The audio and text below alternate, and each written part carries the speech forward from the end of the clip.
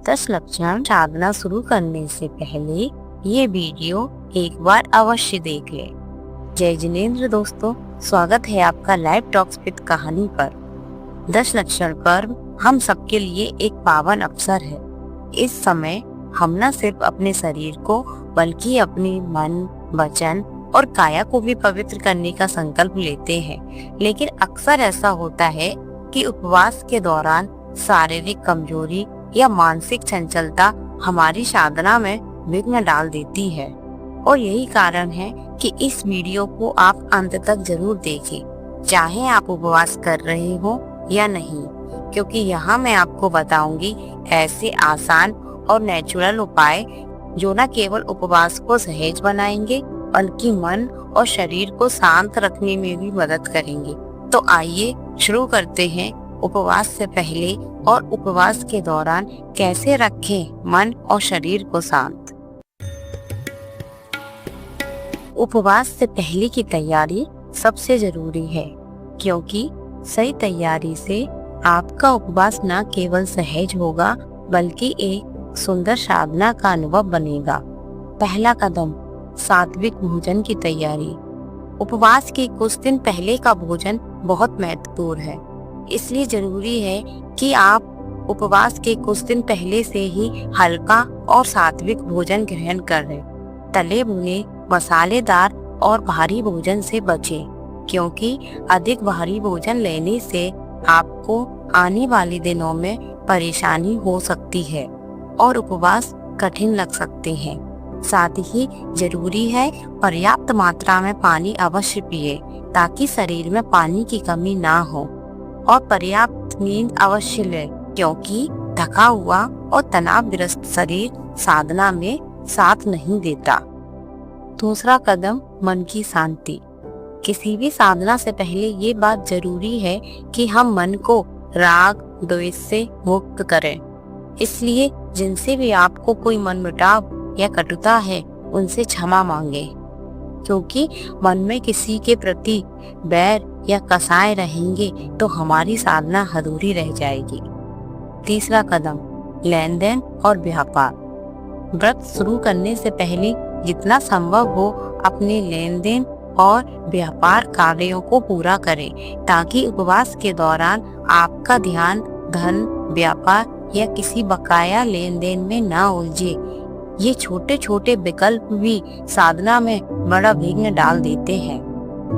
इन बातों का ध्यान रखने से आप उपवास को सिर्फ शारीरिक क्रिया नहीं बल्कि एक आध्यात्मिक अनुभव बना पाएंगे। अब बात करते हैं उपवास के दौरान शरीर को कैसे संभालें। व्रत में थोड़ा थकान या कमजोरी महसूस होना सामान्य है, लेकिन अगर हम कुछ छोटे छोटे उपाय पहले से अपना ले तो ये यात्रा बहुत सरल और सुखद हो जाती है। चक्कर या घबराहट। कभी कभी कमजोरी या लो बीपी के कारण चक्कर आने लगते हैं। ऐसे समय पर एक छोटी पोटली तैयार रखें, जिसमें देसी कपूर, थोड़ी सी लौंग, थोड़ी सी काली मिर्च हो। जब भी चक्कर या घबराहट महसूस हो, इस पोटली को सूंघ लें। इससे तुरंत राहत मिलेगी और ताजगी का अनुभव होगा।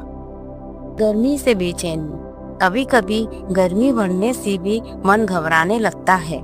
इससे बचने के लिए आप अपने पास शुद्ध सरसों का तेल रखें। उसे थोड़े से पानी में फेंटकर हल्के हाथों से गर्दन पर या तलवों पर मालिश करें। ये शरीर को ठंडक देता है और मन को भी शांत करता है। पेट की उलझन, जैसे व्रत में कभी कभी पेट में गैस या एसिडिटी हो जाती है। ऐसे में अमृत धारा बहुत उपयोगी है। सिर्फ 1-2 बूंद कॉटन पर डालकर नाभि के आसपास लगाएं। कुछ ही समय में आराम महसूस होगा। जी मिचलाना, ये व्रत के दौरान बहुत आम चीज है। अगर जी मिचलाने लगे तो अजवाइन को हल्का सा सेक कर एक छोटी पोटली बना लें। इस पोटली को सूंघने से आपको राहत मिलेगी। थकान और कमजोरी। व्रत के दौरान अगर बहुत थकान लगे तो तलवों पर सरसों के तेल या घी से हल्की मालिश करें। इससे ब्लड सर्कुलेशन बेहतर होगा और शरीर में हल्कापन महसूस होगा। सिर दर्द और गर्मी। अगर सिर दर्द हो या गर्मी अधिक लगे तो नीलगिरी का तेल अपने पास रखें।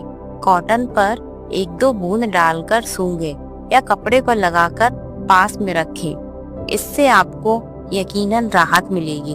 और अगर गर्मी बहुत अधिक है तो एक कपड़ा ठंडे पानी में भिगोकर सिर पर रखें। ये छोटे छोटे उपाय न केवल आपके शरीर को सहज बनाएंगे बल्कि मन को भी साधना में स्थिर रखेंगे। और हाँ, अगर उपवास के दौरान आपको अत्यधिक परेशानी, बहुत कमजोरी, असामान्य लक्षण महसूस हो तो तुरंत अपनी डॉक्टर या वैद्य से संपर्क अवश्य करें, क्योंकि स्वास्थ्य की सुरक्षा भी उतनी ही जरूरी है।